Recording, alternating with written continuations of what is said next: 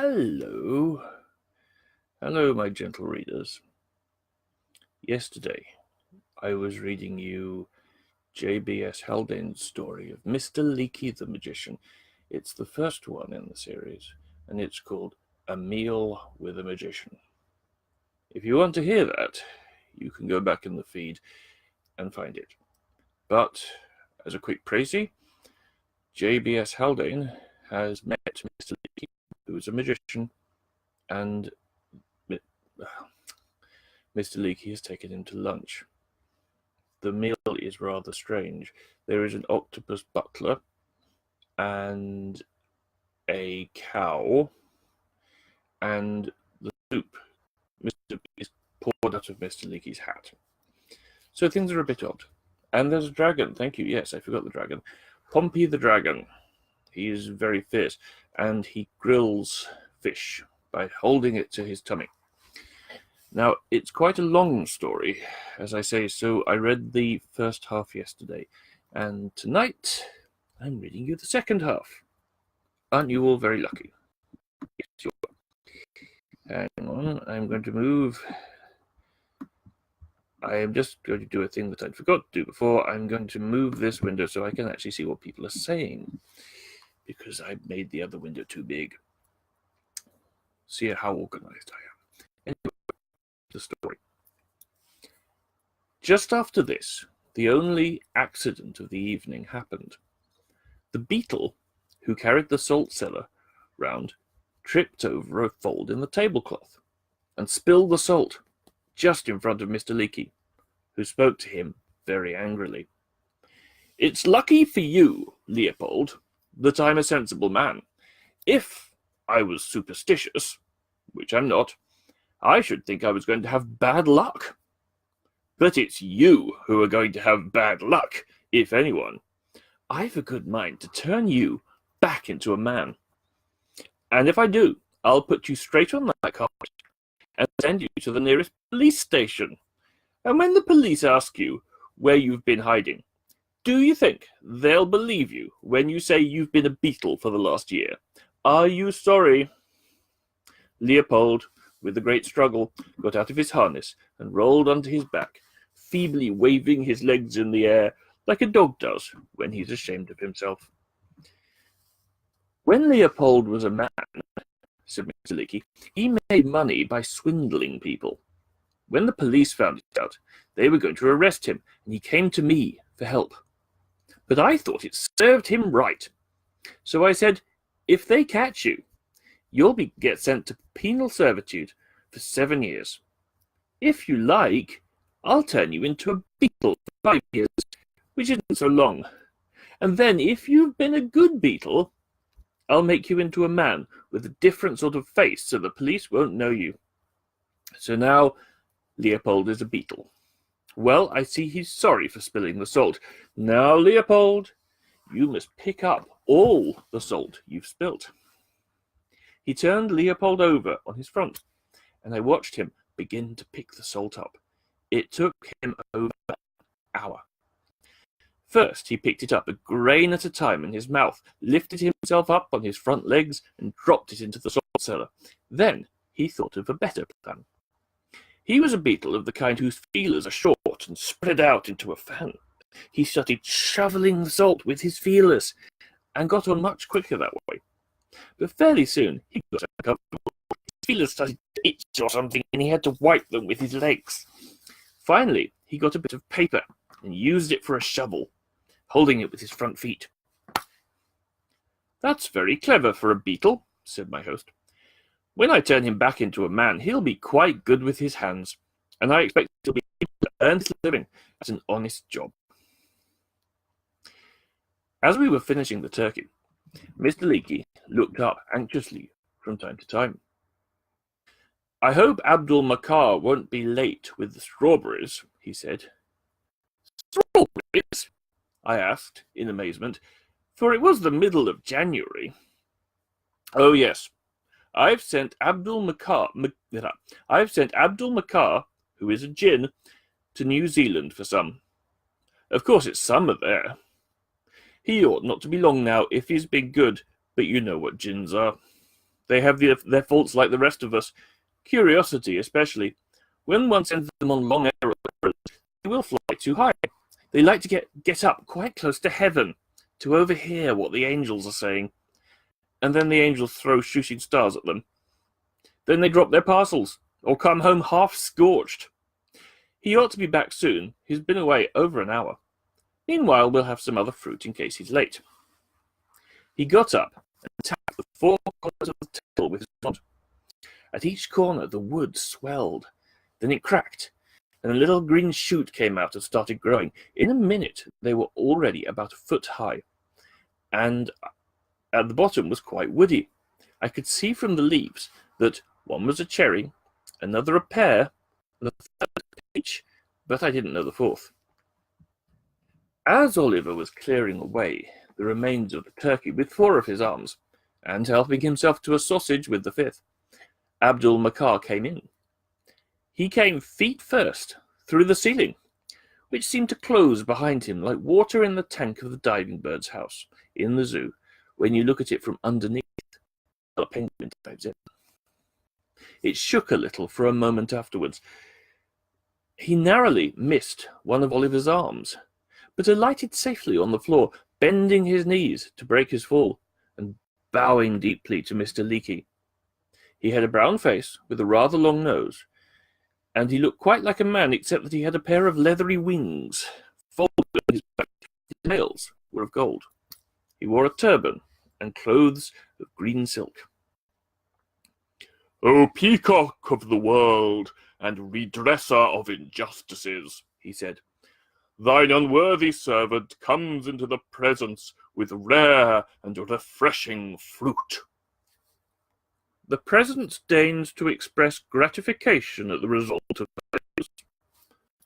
"The joy of thy negligible slave is as the joy of King Solomon, son of David, on whom be peace, if he has not already obtained peace, when he first beheld Balkis, the Queen of Sheba. May the terminator of delights and separator of companions be far from this dwelling. May the deluder of intelligences never trouble the profundity of thine apprehension. O dominator of demons, and governor of goblins, what egregious enchanter, or noble necromancer, graces thy board? It is written, O Abdul Makar, in the book of the sayings of the prophet Shoaib, the apostle of the Midianites, that curiosity slew the cat of Pharaoh, king of Egypt. That is a true word. Thy departure is permitted. Awaken me at the accustomed hour. But stay. My safety razor hath no more blades, and the shops are closed. Fly therefore to Montreal, where it is even now high noon, and purchase me a packet thereof. I tremble and obey. Why dost thou tremble, O audacious among the Ifrits? O Emperor of enchantment, the lower air is full of aeroplanes, like the magic carpet, and each making a din like unto the bursting of the great dam of Sheba. And the upper air is infested with meteorites. Fly therefore at a height of 5 miles, and thou shalt avoid both the one peril and the other. And now, O performer of commands and executor of behests, thou hast my leave to depart. May the wisdom of Plato, the longevity of Sheik, the wealth of Solomon, and the success of Alexander be thine. The like unto thee, with brazen knobs thereon. The djinn now vanished, this time through the floor. While he and Mr. Leakey had been talking, the trees had grown up to about 4 feet high and flowered. The flowers were now falling off, and little green fruits were swelling. You have to talk like that to a djinn, or you lose his respect. I know you don't mind not introducing you, but really, djinns may be quite awkward at times, said my host. Of course, Abdul Makar is a nice chap and means well, but he might be very embarrassing to you, as you don't know the word of power to send him away. For instance, if you were playing cricket and went in against a fast bowler, he would probably turn up and ask you, "Shall I slay thy enemy, O defender of the stumps, or merely convert him into a he-goat of loathsome appearance and afflicted with the mange. You know, I used to be very fond of watching cricket, but I can't do it now. Quite a little magic will upset a match. Last year, I went to see the Australians playing against Gloucester, and just because I felt a little sympathetic with Gloucestershire, the Australian wickets went down like 9 pins. If I hadn't left before the end, they'd have been beaten. And after that, I couldn't go to any of the test matches. After all, one wants the best side to win. We next did strawberries, which were very good, with Phyllis's cream. While we did so, Pompey, who acted as a sort of walking stove, came out again and melted some cheese to make a Welsh rarebit. After this, we went on to dessert. The fruit was now quite ripe. The 4th tree bore half a dozen beautiful golden fruits, shaped rather like apricots, but much bigger, and my host told me they were mangoes, which of course usually grow in India. In fact, you can't make them grow in England, except by magic. So I said I would try a mango. Aha! Said Mr. Leakey. This is where I have a pull over Lord Melchett, or the Duke of Westminster, or any other rich man. They might be able to get mangoes here by aeroplane, but they couldn't give them as dessert at a smart dinner party. Why not? I asked. That shows you've never eaten one. The only proper place to eat a mango is in your bath. It has a tough skin and a squashy inside. So once you get through the skin, all the juice squirts out. And that would make a nasty mess of people's white shirts.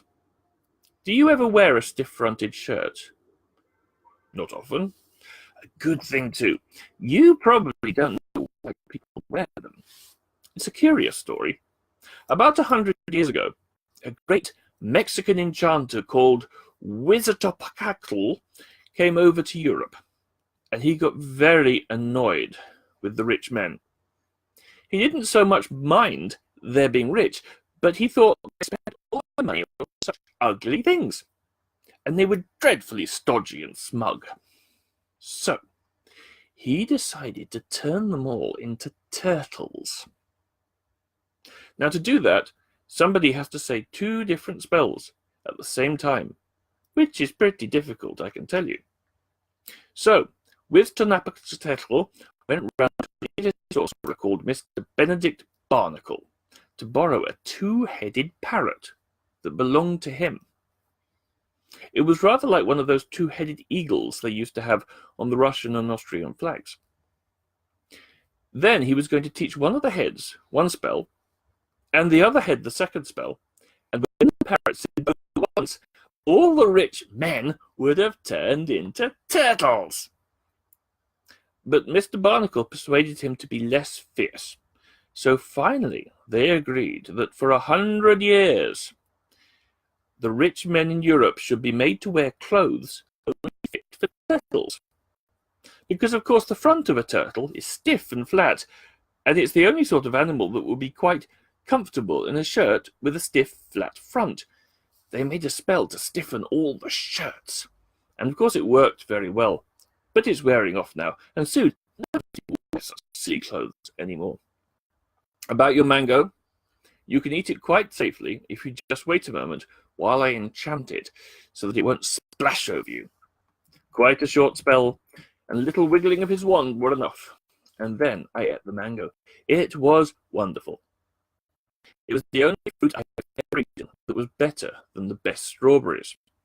I can't describe the flavour, which is a mixture of all sorts of things, including a little resin, like the smell of a pine forest in the summer. There's a huge flattish stone in the middle to get into your mouth, and all round it a squashy yellow pulp. To test the spell, I tried to spill some down my waistcoat, but it merely jumped up into my mouth. Mr. Leakey ate a pear, and gave me the other 5 mangoes to take home, but I had to eat them in my bath, because they weren't enchanted. While we were having coffee, Mr. Leakey rubbed one corner of the table with his wand, and it began to sprout with very fine green grass. When it was about as high as the grass on the lawn, he called Phyllis out of her hutch, and she ate some of it for her dinner. We talked for a while about magic, football, and the odder sorts of dogs such as Bedlington Terriers and rough-haired Dachshunds. And then I said I must be getting home.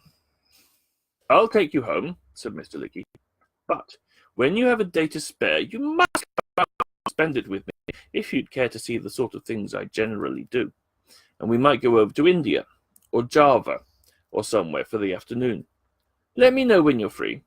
But now, just stand on this carpet and shut your eyes, because people often get giddy the first 2 or 3 times they travel by magic carpet." We got on the carpet. I took a last look at the table where Leopold had just finished picking up the salt and was resting, while Phyllis was chewing the cud.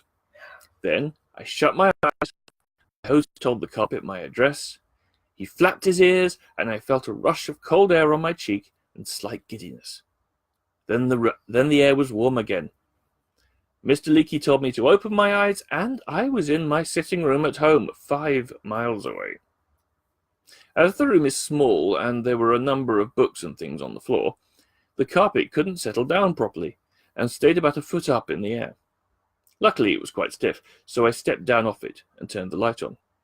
"Good night," said Mr. Leakey, bending down to shake my hand, and then he flapped his ears, and he and the carpet vanished. I was left in my room, but nothing but a nice full feeling, and a parcel of mangoes to persuade me that I had not been dreaming. If you like this story, I'll tell you, later on, about the day I spent with Mr. Leakey, helping him with his work, and how Pompey was naughty and fell into a volcano. But that's quite a different story. Still, I hope you think my friend Mr. Leakey is a nice man, because I do.